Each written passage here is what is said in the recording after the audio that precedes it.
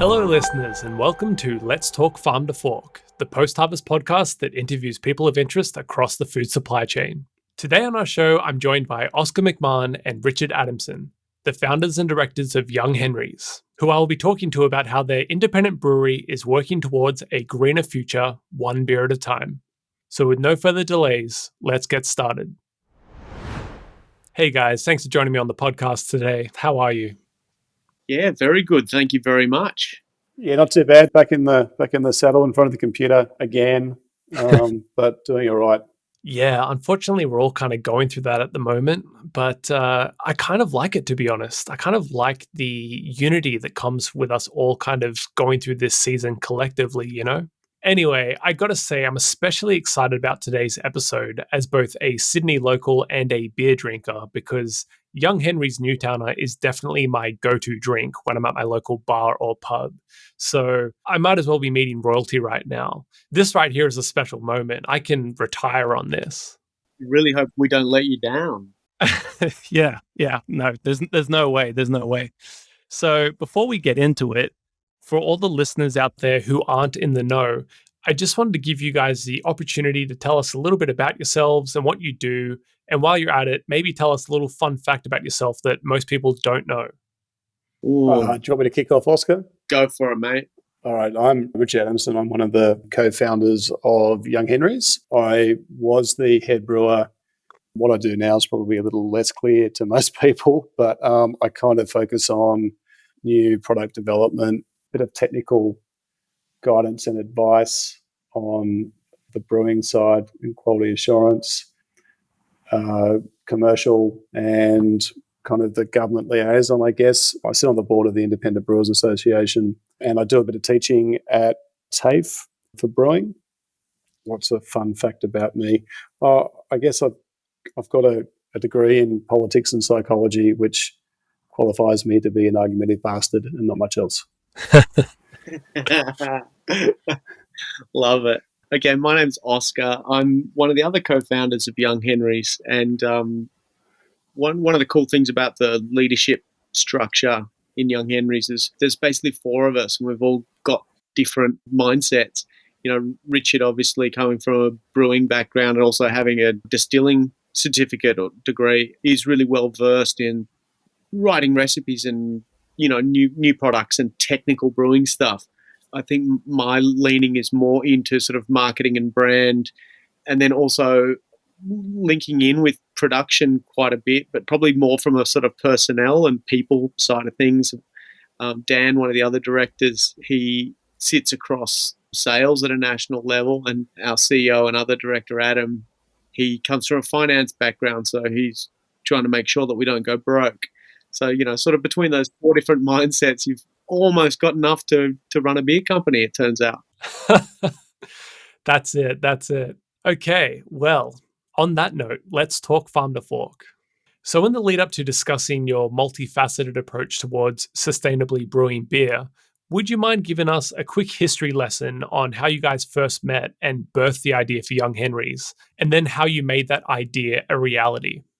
My memory of it is that I was working in a pub in Glebe, and I met this guy called Richard who lived around the corner, who used to pop in and have beers at the Roxbury Hotel, and we just hit it off like a sort of over the bar friendship. I remember that early days, what we'd talk about more often than not was music, and Richard was a brewer, and I was sort of just starting to get really into the idea of craft beer. And together we started a beer appreciation club out the back of the pub. Beer appreciation club was a lot of fun. It was basically, a bunch of people coming together. This would probably be about a bit over 11 years ago now. A lot of people coming together to trial and get access to new and interesting craft beers. It was a time where access in the market to beers was relatively limited. But this beer club had this really amazing vibe. And one night after beer club, Rich said something like, how cool would it be to create a beer company that was in touch with the people drinking it like beer club is? Yeah. And that was just like, oh, wow, yeah, that sounds really cool. And there's nothing that I've ever done in my life that made me think that I would be able to do that.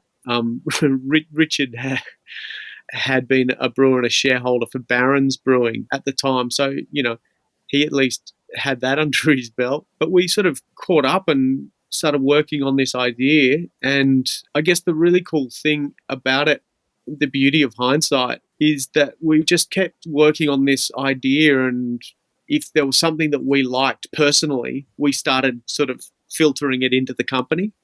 And that sort of mindset still pertains to the business today. Young Henry's really is a sum of its parts. And while a lot of our staff reflect the brand really well, the brand is also very reflective of all of the staff's, loves, desires, tastes, and I guess sustainability is a pretty important factor in that as well. Yeah, absolutely. Do you concur with this, Richard? Is there anything else that you want to add to that little history lesson, or? No, that was it's a good summary. My memory is probably as solid as Oscar's is right now. looking back all those years ago. Mainly the main conversations were about music, and Oscar, I think, had just come back from a tour of the US, and one of the first things I did coming out of high school was play in a rock band for several years and tour around Australia, and I think made very little money but had a good time. And there's a part of you that it's your first dream, I guess, of working differently to everybody else, not doing the mainstream. And I guess starting your own company is kind of has some similarities, but at least you've got an opportunity to actually make a living out of it more times than not. You're not relying on chart success to get there. So I think there was a lot of conversations around that and what's it like being in a band, and I guess being the organizer and the creative force of the band as well. How some of those skills feed into starting a company. I think also that in the early days, we were really thinking like it will. When you're in a band, you're making decisions based on like, is this cool? Is this fun? Do we want to do this? Yeah. And that was very much how we were making all of our decisions in the early days.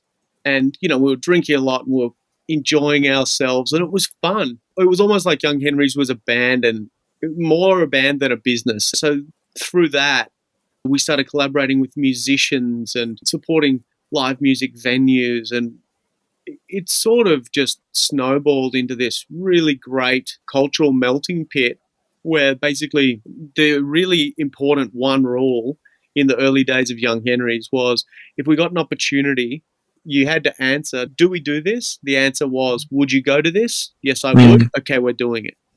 And that decision-making process has really meant for everything that we do as a company, there has to be an advocate for it. Someone has to really, truly believe in it, which has allowed for our business to stay fun, but also stay pretty legitimate. Yeah, that's awesome.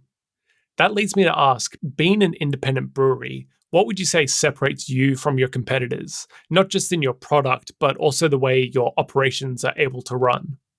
Yeah, I think Oscar probably answered that pretty well just before. And I guess it's having that flexibility to choose the projects you want to get involved with and be fairly agile in your decision making along those lines as well, to take those opportunities or not, and not just do it through a purely, I guess, commercial lens, and do it through what is of interest to people and what sparks you and what drives you and what you find interesting, what your passion is. Yeah. And I think we've had the opportunity to do a lot of really crazy fun things because of that. Something that our CEO will say to us quite often is, if this was a real business, we would do this. So what do you guys want to do? I love the reality check. That's so good. Yeah. And just for the record, we very rarely end up doing that suggestion. That's how you know you're on the right track when it comes to the brewing industry. Yeah. Okay. So I have to assume, being Newtown locals, the drive for sustainably operating a brewery has to be in some way influenced by the local scene and culture. But please, tell me where this drive for sustainable operations stems from and what the research and planning looks like in order to implement some of these practices, such as donating spent grain to local farms or developing the zero carbon Newtowner? Can I just say the first bit, I actually think it's almost the flip side of we're not a business that reflects Newtown. We're a business that hires people from the local area, and people who live in that local area, they move there because they have a shared value set. So we are made up of people from the local area. So we merely have the same values as other people within our community. Yeah. And that has allowed for a really cohesive sort of relationship with our surrounds, because we sort of see eye to eye with people in our backyard. Yeah. No, I definitely see that. Yeah, I always just took it that we're working with an agricultural product. So if you look at the inputs, they're all grown on farms. Let's work out how a way that we can kind of fit in that and tread as lightly as possible. And, in no way are we perfect. Like, brewing is an energy intensive business, but let's work out ways that we can try and minimize that as much as possible. And that was kind of the genesis of those ideas. So the spent grain going out to farms, it just makes sense. And during the most recent drought, we were told that the grain that was going out to cattle was pretty much the main source of sustenance during that time. Yeah, wow. And allowed the farmers to keep operating.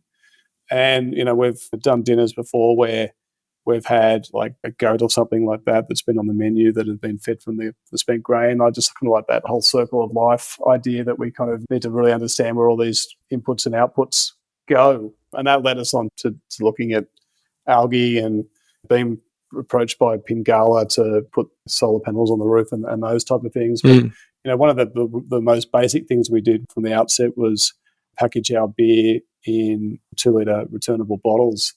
And that was when we were just doing kegs in the local area and the beer was really only available outside of the cellar door. We still do that to this day. And there's a it only really works if you are close to the brewery and able to return the bottle yourself. But that ability to bring the glass back and have us refill it, that just has an exponential impact on the carbon footprint of that one package.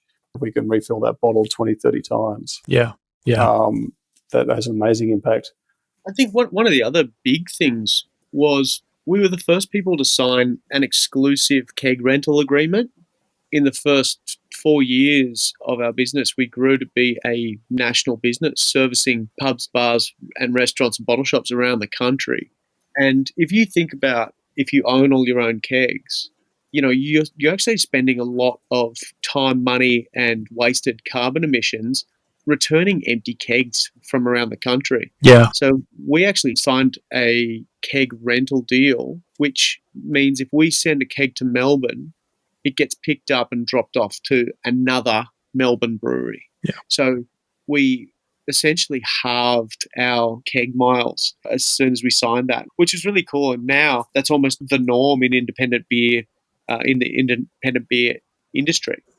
I love that. I love just these small little tweaks and changes to operations have been influencing the industry and the culture that comes with it. So that's really awesome.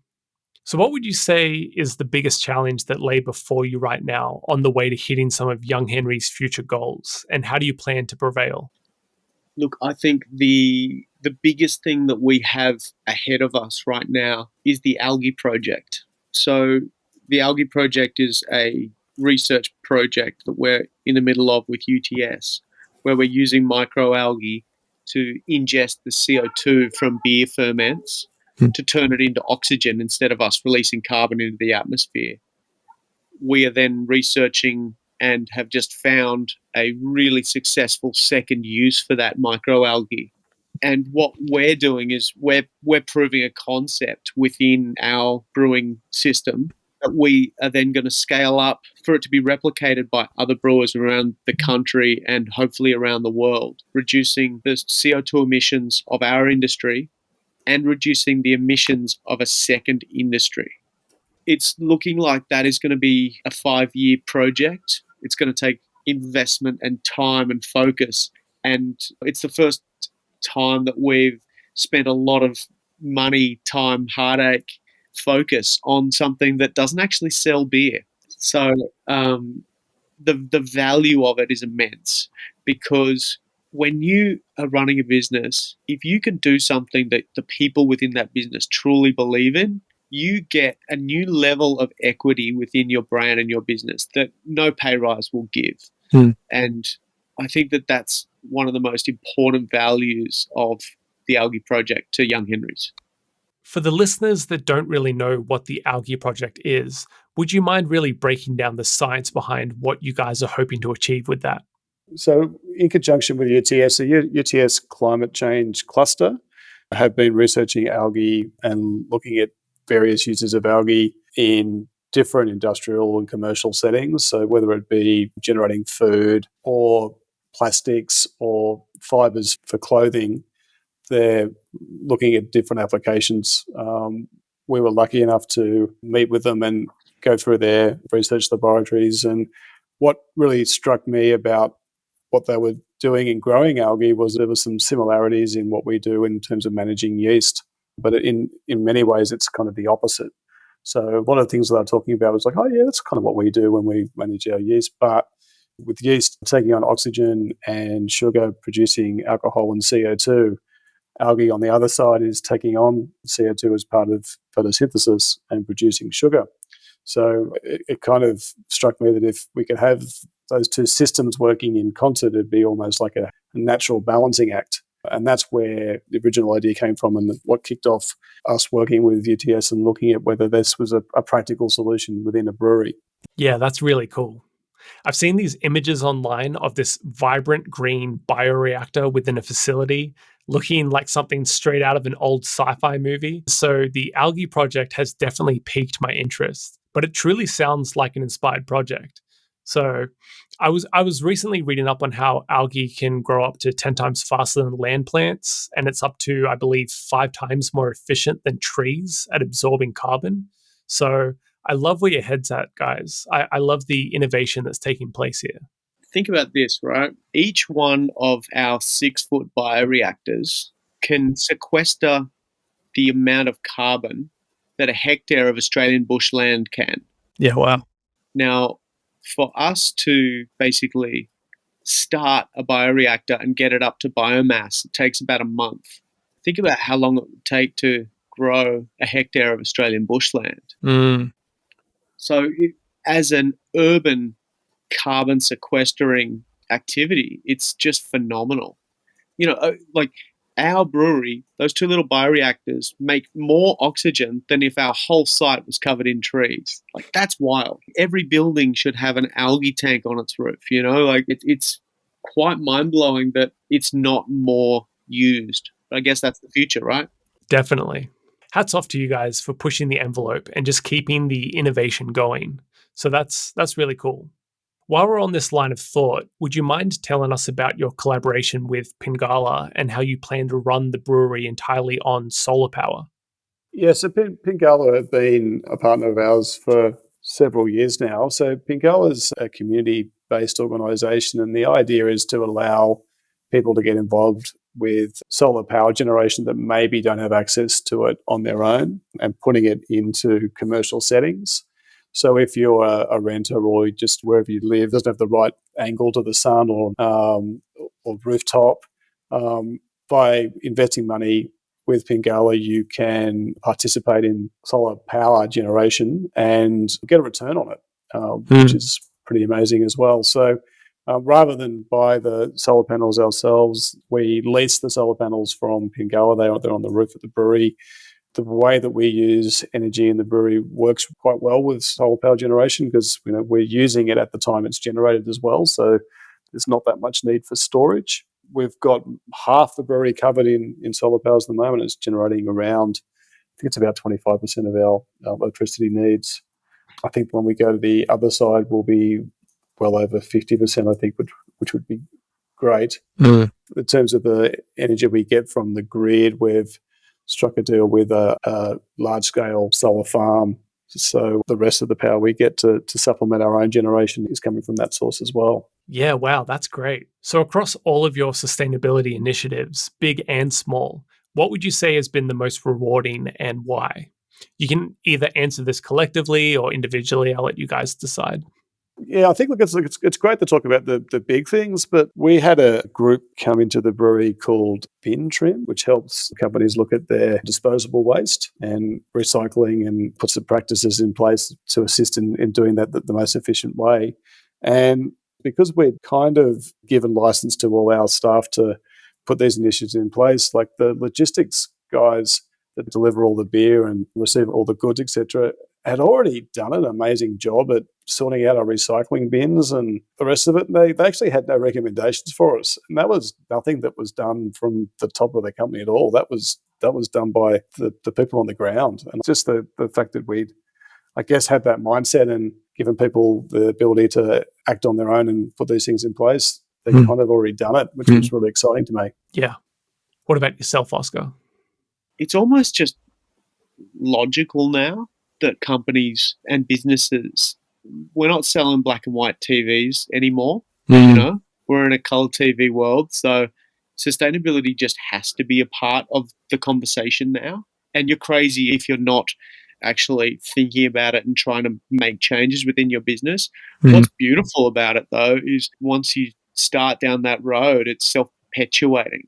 New opportunities come to you. People, like Rich said, you know, you will find within your team advocates who will say, hey, what about this? Hey, what about this? And I think probably the most rewarding thing about it is that your crew and your customers and your stakeholders, you know, the bottle shops and the publicans, they actually feel good about supporting your company. And that's a really nice thing.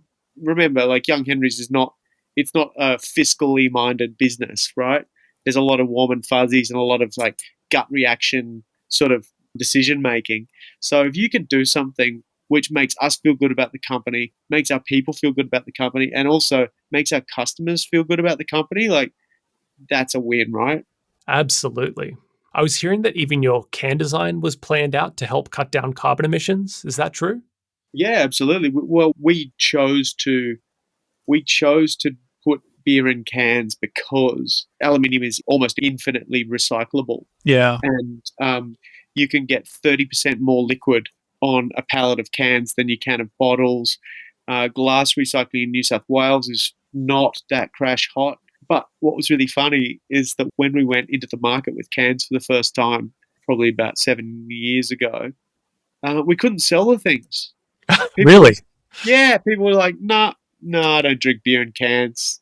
I don't drink beer in cans. And we were just like, oh my gosh, we've made a terrible mistake. And obviously, you know how the world is now. Yeah.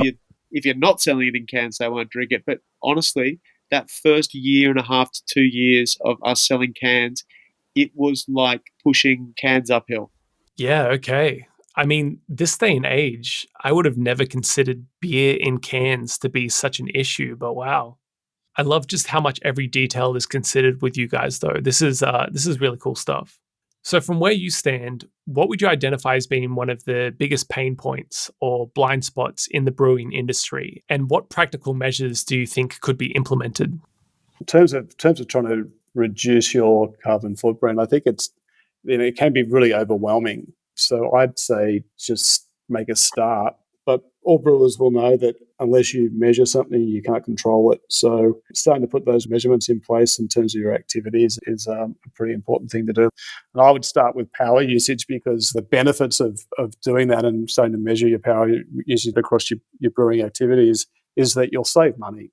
So not only are you doing the right thing by the planet, but you'll start impacting on your bottom line. So that would be the first thing I would look at doing. And, you know, every corner you turn, there's going to be, oh, okay, that's another thing we need to consider. But, don't be overwhelmed, make a start. Don't get bogged down in overanalyzing, just make a start. So, despite the obvious, has the COVID pandemic and lockdowns, for better or worse, had any effect on your day-to-day operations? And if so, how? No, it's all been totally fine. I don't know what you're talking about.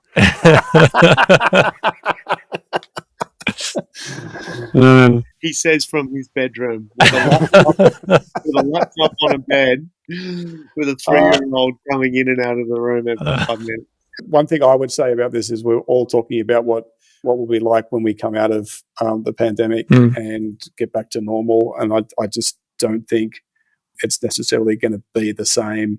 We're talking about an entire generation of young people that, particularly in Sydney, were locked out before they were locked down. They're just not used to going out late at night at all. So that picture of what hospitality is going to be like is going to be completely different, where it's almost like it's going to have to be a re-education of what it's like to go out and have fun. And man, I think just people's habits change. So I think in some ways what people are drinking now will certainly influence how they drink when these restrictions are lifted as well. And what makes up that will be different. So interesting times ahead. Yeah, it sounds like there definitely will be some interesting times ahead for you. It has had a couple of nice variables in the way it's very rare to, especially in a growth business, that you get a moment to pause and have a look under the hood and see what's going on. We've really gotten a true sense of all the different cost centers and different levers within our business in the last 18 months. And also, it's been a really lovely thing to see how our team really cares about this business. They want to work at Young Henry's when all this is done. So all of them helping us make decisions and doing the right thing by the company, knowing that we will do our absolute best by them as people as well.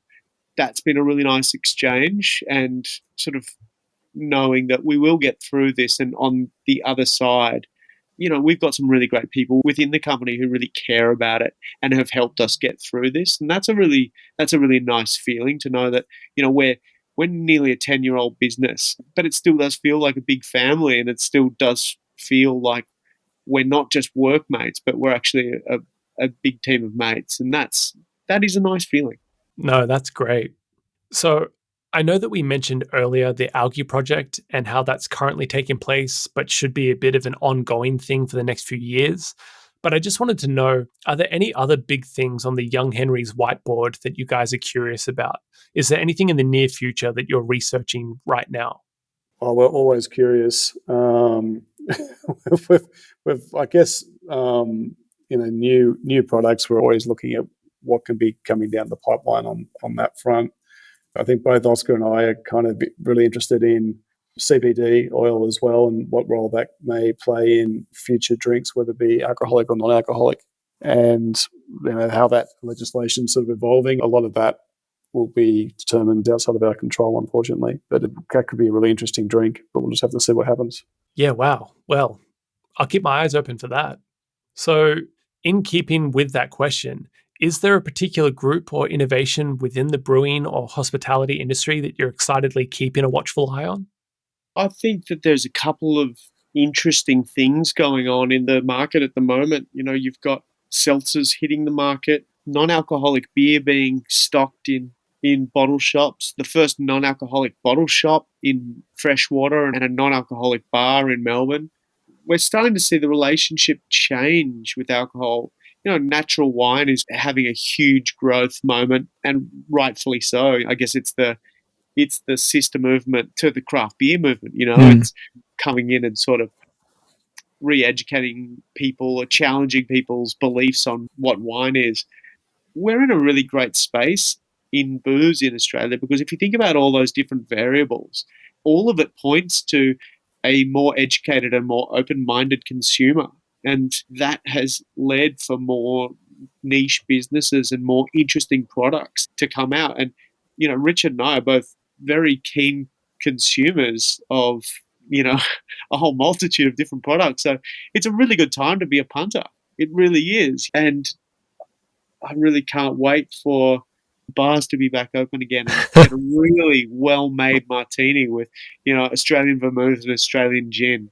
That's what I'm hanging for right now. Oh, I'm with you. I agree. I'm onto the spicy margaritas at the moment. That's my jam right now. So you definitely start to get creative and resourceful when you're locked indoors all day, don't you? Instead of traveling, Yeah. maybe we should set people a challenge that every night they can go to a different part of the world via drinks. Oh, my wife and I are already on that journey. We are partaking in that. So, yeah. I think my new one will be to look in the liquor cabinet and say, okay, that bottle that's been in there, that's in the back, that I don't even remember where I got it from and what it is. Let's try and use that in something, because I've got plenty of those. There's little orphan bottles of weird liqueurs or spirits. That's like the bartender's mystery box challenge, Rich. Yeah, that's exactly what I was thinking of doing, was putting it out on social media for all my bored bartender buddies to create something for me, and they can see me drinking it at the end. Count me in. I'm interested. I mean, you guys have obviously been on a wild journey and you've been pushing the envelope the whole time, but what's one thing you guys wish you had known when you first launched Young Henry's back in 2012? I think the advice to the 10-year younger Richard and Oscar was, we don't have to do everything. Yeah. Because we certainly tried to do that at the start. Yeah, I think that's probably good advice. Look, do you know what? It's either that or it's nothing. Because with great naivety, if you knew everything that you knew now, you'd never start it.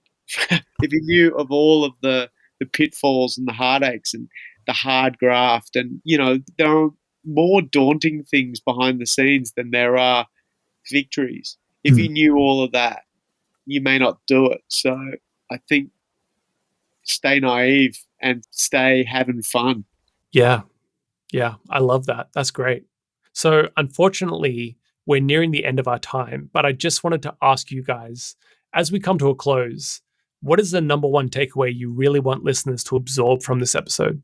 If you run a business or you work for a business that might be open to it, if they don't have a sustainability system in place, pitch ideas.